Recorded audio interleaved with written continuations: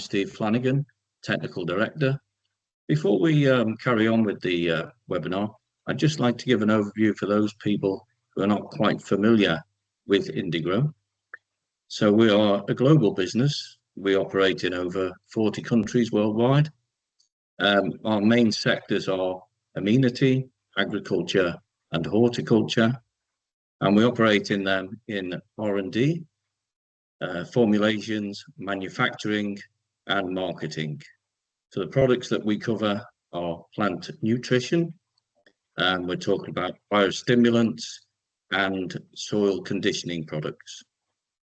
Before we continue, I'd like to just give an overview of my colleague Tom, who is the technical manager for Indigrow. And Tom's worked in a variety of positions throughout the sports turf industry. He's worked from an operational point of view. He's worked from a technical point of view and an educational point of view, and it's spanning over 15 years. Tom entered the business at the grassroots in golf clubs, working throughout the UK, Norway, and as far afield as New Zealand. Obviously, within that, he's encompassed a lot of different environments and grasses.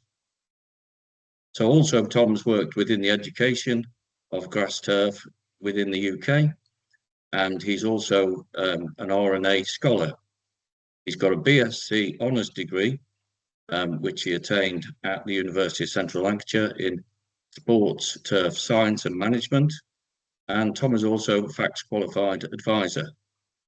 I'd like to hand you over to Tom to begin his presentation. Thank you. Thank you very much, Steve, and for that great introduction. As Steve said, my name is Tom Morrison. I'm the Technical Development Manager at Indigrow, and this is a bit of a new format for us in what we're doing today. So hopefully you find it informative, and please give us some feedback if you so wish. The topic of the presentation is going to be sustainable disease management, as you will have seen in the registration. And that's going to centre mainly around one of our products, Diamond Green. So just to give you a bit of an overview of what we're going to cover in the presentation, it won't all be focused on Diamond Green, but I just want to intro it with a bit of an introduction to integrated disease management and what are the key principles of that. Part of that is to understand the thresholds of disease and what we're willing to accept on the golf course or the turf. Then what sort of strategies can we use to safeguard the use of fungicides for the future and increase their effectiveness and reduce the resistance of those to pathogens? We'll then move on to introduce Diamond Green, our non-fungicidal health product, and talk you through some of the trials that we've done over the years to prove its effectiveness. Now, when I'm discussing integrated turf management, integrated disease management, anything along those lines, I always sort of bring up this slide, and you've probably seen it in various different formats, but this is one of the sort of more detailed ones. Now, for a disease to proliferate and infect a surface, we obviously need a pathogen. For the pathogen to survive, we need a favourable environment. And then for it to impact on the turf, we need a susceptible host. And in this case, that would be our grass plant. So we need all these three factors to fall into line to see the disease take hold. If we don't have one, it unbalances the triangle and we're less likely to see that disease. So the presentation today will mainly focus around changing the condition or the health of that susceptible host and boosting that, the health of that, so that we unbalance that triangle and hopefully see less disease. So for those that aren't familiar or perhaps a bit earlier into the career in the industry, what is integrated disease management? You might hear it referred to as IPM, integrated pest management as well, or integrated turf management. Well, its definition is that it's combining a variety of different methods, those being cultural, biological, and chemical, to help strengthen the turf and keep it disease-free and healthy. And the main thing is, I always look at this triangle here or the IPM triangle, pyramid, whatever you want to call it. And all these different methods are what we can use within our integrated approach to disease management to be hopefully more proactive and less reactive. Now, it's not to say that the prevention is the most important. Realistically, all parts of that triangle are very important parts of your IPM program. And this will, in this presentation, in no means will say don't use chemicals. They're a very important part of what we do on the golf course. And I'll talk a little bit more about that in the next couple of slides. Now, I mentioned in the intro that we need to think about the thresholds on a golf course. So when is it that we step in and intervene? So as an example in that image, we can see there that there's 3 qualities of surface. Now, the one on the left, the perfect surface, does that really exist? There's arguments to say that. But at some courses, namely those with higher budgets, there's 0 tolerance for disease.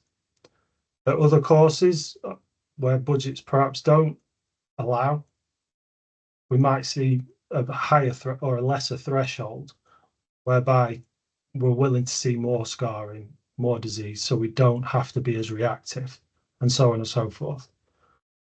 And the whole point of this is to basically limit unnecessary or premature control measures and not going out there at the first sign of disease and spraying chemical.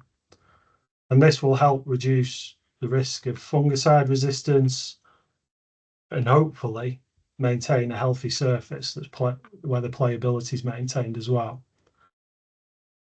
So by you establishing what your thresholds are in perhaps a course policy document or something, you can get timely intervention against these problems. You can minimize the risks involved in that and the costs that come with plant protection products and different methods of controlling it. And as we always come back to, promoting the health and resilience of the turf.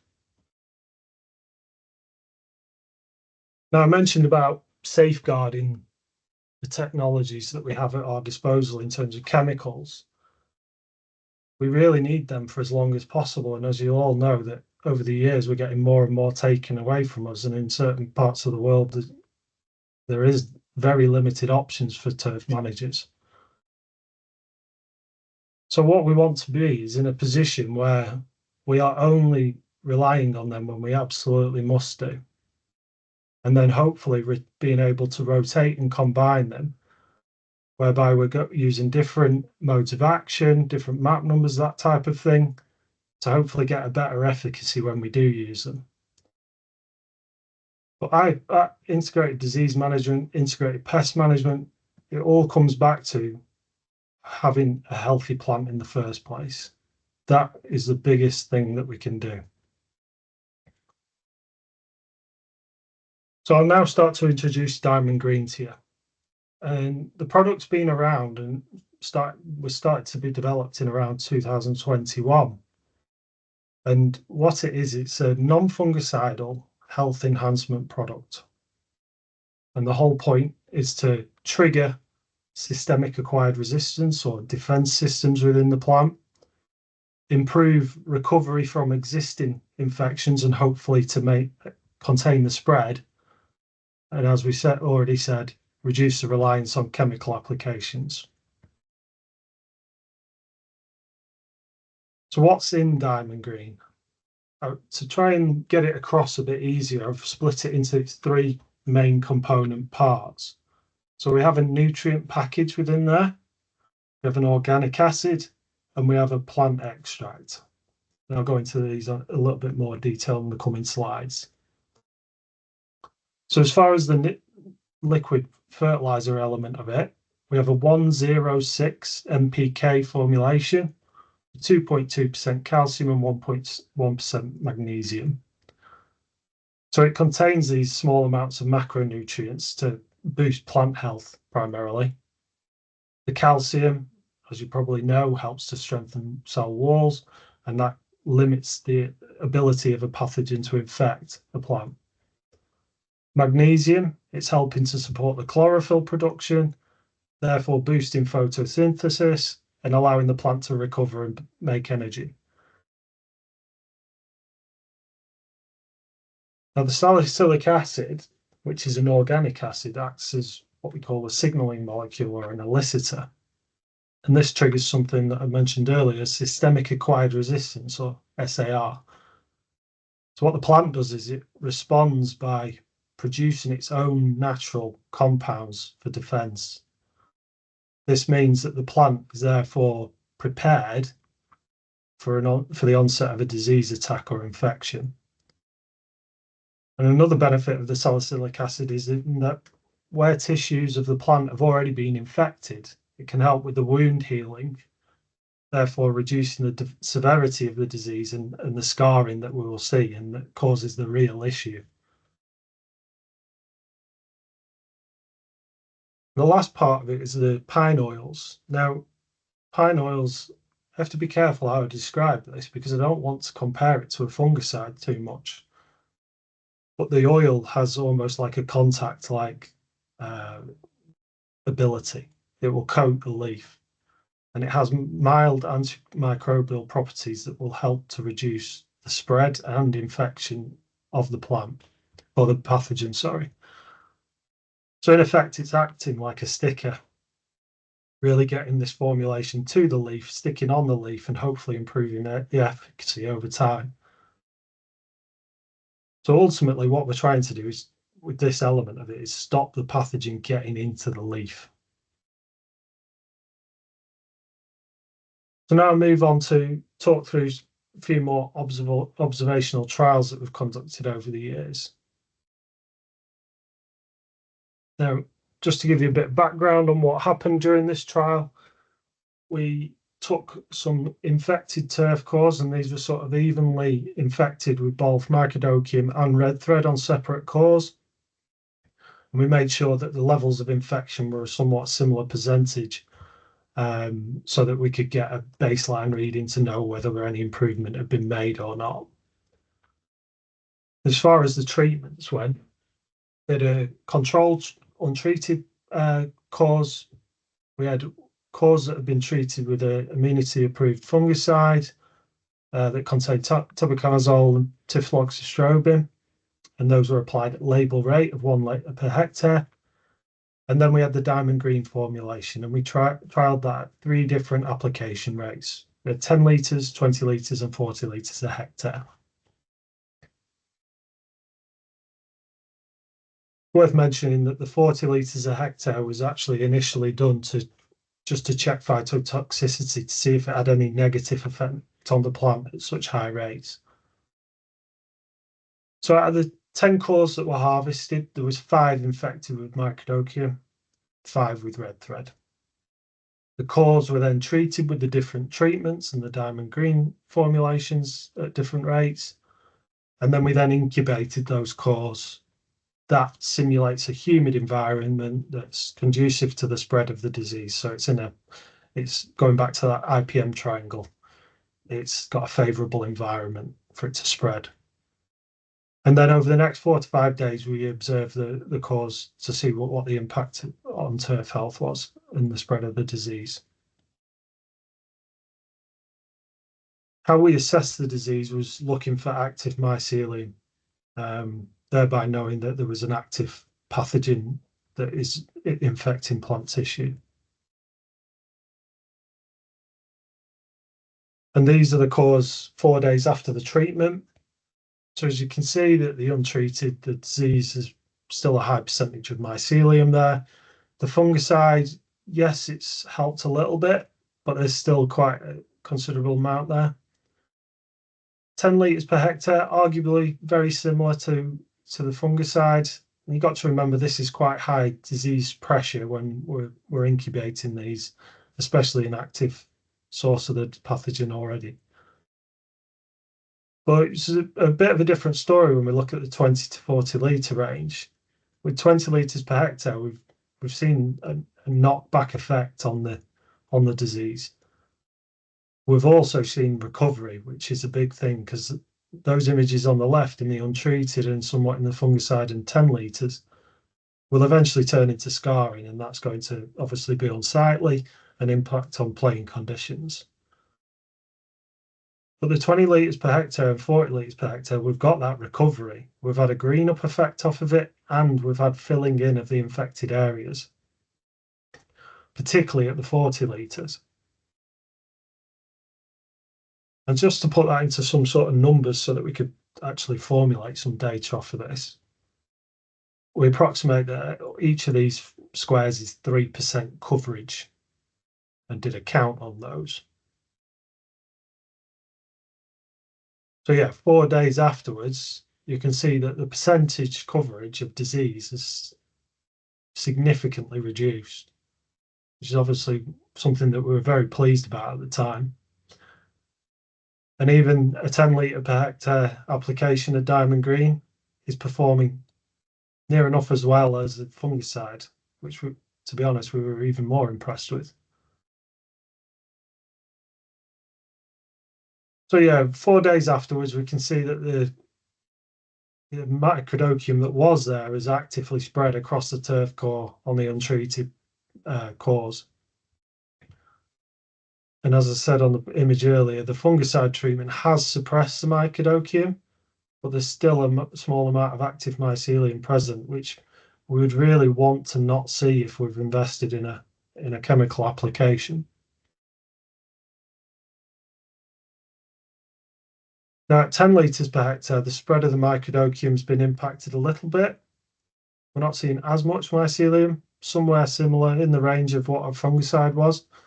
But at 20 to 40, we've really seen that knockback, and we've seen the infilling of these scars too. So recovery's on the way. Now, red thread's a bit of a shorter one.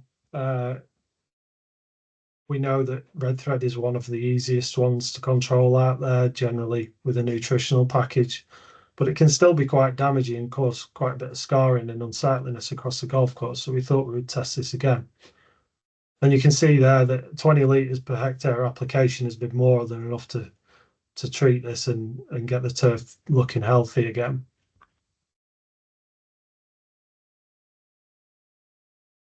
So yeah, in the untreated, we see the red thread continuing to spread across it. There's active red thread there. We're getting that reddish colour, but we're also getting that straw-like colour afterwards, which can stick around for some time until cut off. Diamond Green at 10 litres per hectare didn't have much impact at this rate on the red thread, but as I mentioned, 20 litres per hectare, it's almost completely suppressed it. An important part of the development of this product was making sure it wasn't actually affecting the pathogen itself. If that were to happen, obviously this would become a registered product. So we needed to do some trials to ascertain whether it was or not. So on the left is just the Diamond Green with the fertilizer only component. So the 106 with the calcium and magnesium. And we can see there's lots of mycelium. It's not having any effect. This is agar that is impregnated with the formulation and the disease. The Diamond Green, that includes both the nutritional package and the organic acid and essential oils, so the pine extract and the salicylic acid. Again, we can see that the mycelium has freely grown over it, and there's no problem. We can see that it's not having a direct effect on the pathogen. We then did further testing on this. As we know, rules and regulations are always changing, so it's important that we stay ahead of it. This time we tried a variety of different rates to see what its impact on the pathogen was. And you can see at the bottom as a control, the fungicide. This is 4 wells of the holes that you can see there that are in the agar jelly, and they contain a fungicide. In the center, where you can see a bit of a lighter blue blob, that is the pathogen that's been put onto the agar jelly. We can see that the fungicide has soaked into the agar and it's killed the disease at source. If the Diamond Green was to do that, that would be a problem. we don't want to be doing that. We want to be focusing on strengthening the plant and resisting the disease that way. So you can see at a variety of different rates that mycelium is being able to spread over those top agar plates, and it's not impacting as was previously seen in the former trials. Now, obviously, we've only tested this in trials against microdocium and red thread, but we know that there's plenty of other diseases that are coming to the forefront of the industry at the moment that we're seeing quite often, that we need something to fight against these with. So this diamond green package, with it triggering the plant's natural defense and it not having effect on the fungus itself, it stands to reason. We have good feedback now from other customers as the traction of the product has taken hold, and it's been out there for a few years now, and people are gaining confidence in it. That we've got anecdotal evidence that it's having a decent effect on anthracnose, dollar spot, snow molds, and grey leaf spot, which is obviously really good. We are looking for more opportunities to test this in a bit more of an official capacity. So if these are consistent problems for you year on year, please get in touch with us, and it would be good to have a discussion around how we could take that forward. So yeah, just to sort of make some conclusions from that. The formulation, the diamond green, was successful in reducing both microdocium and red thread spread. We saw that the higher the application rate, the stronger the effect is, even up to 40 litres per hectare, and no phytotoxic effects were seen on the plant. So we're really happy that we're boosting that immunity of the plant, or preparing it, priming it for attack. And then the increased growth response that we're getting from that and the colour suggests that the turf is in a healthier state and will hopefully be resistant to future attacks.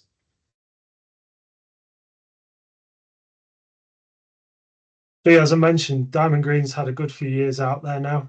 A lot of customers have gained a lot of trust in it. They're using it various different methods at different times of years, depending on the location. And the best thing about it is it can be fit into other winter hardening programs. Good compatibility, meaning it's easy to get in there and get that added benefit.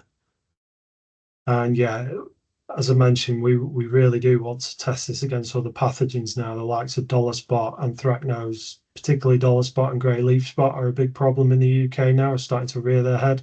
So we'd really like to get an opportunity to test it against them in the field. So by weaving diamond green into your IPM program, we are hoping the whole design of this product was that we reduce the frequency that we're having to reach for that chemical or those plant protection products.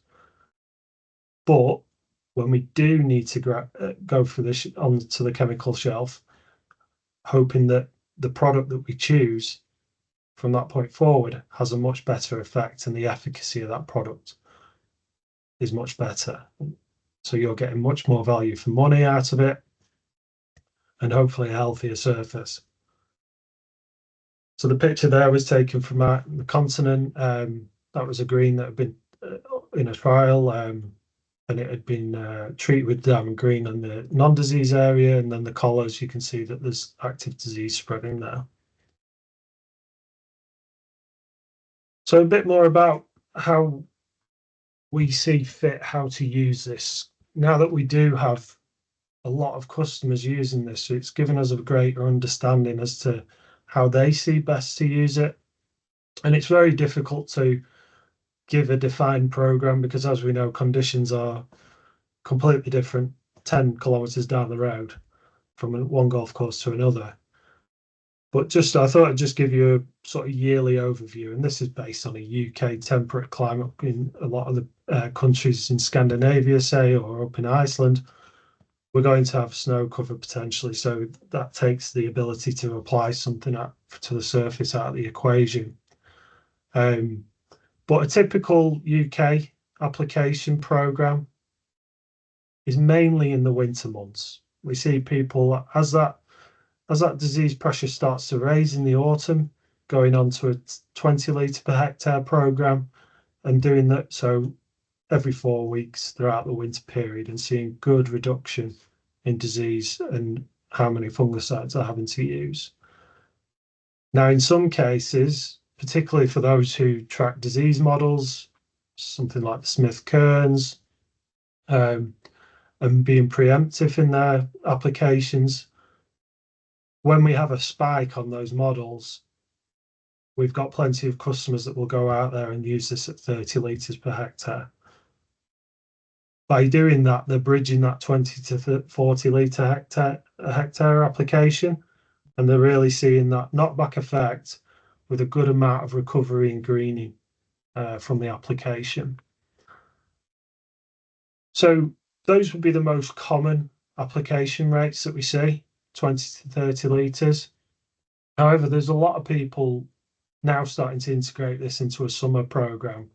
As anthracnose is rearing its head, dollar spot, those sorts of things, summer-based diseases, we're having customers use 10 litres per hectare to keep that plant primed throughout the year now, with the idea that that is almost like the preventative. And then when they come into those shoulder seasons where disease pressure raises, they can start to up that application rate, really providing those benefits to the plant. So yeah, I just wanted this to be quite a quick overview to not take up too much of your time today. Thank you very much for listening.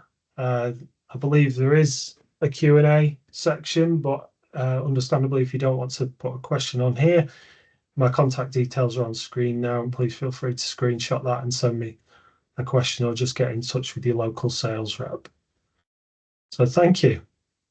Steve, I don't know if we've had any questions come in. Currently, Tom, there aren't any on the questions that I've got here. Okay, that's fine. Well, as I said, please get in touch if you do have any questions on the product or its use. And yeah, thank you for turning up.